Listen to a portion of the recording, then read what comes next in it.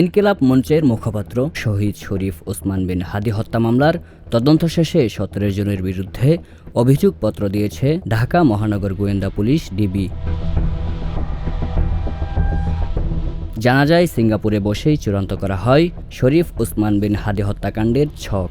এ উদ্দেশ্যে শুটার ফয়সাল করিম মাসুদ গত বছরের ২১শে জুলাই সিঙ্গাপুরে যান।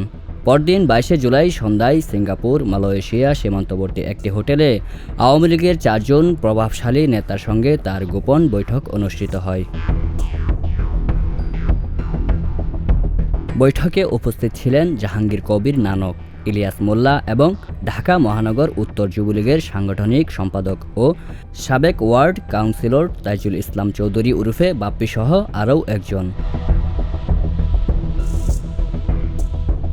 সূত্রের দাবি, ৫ দিনব্যাপী ওই বৈঠকেই হত্যার চূড়ান্ত রূপরেখা, অর্থের লেনদেন এবং দায়িত্ব বণ্টন নির্ধারণ করা হয়। ২৬শে জুলাই দেশে ফেরার পরপরই ফয়সালের সন্তানের নামে একটি ব্যাংকে ৫৫ লাখ টাকার ফিক্সড ডিপোজিট খোলার তথ্য পায় তদন্ত সংস্থা। তদন্তকারীদের মতে এই অর্থ হত্যাকাণ্ডের পারিশ্রমিক ও পরবর্তী নিরাপত্তা ব্যয়ের অংশ। Desk report, H news.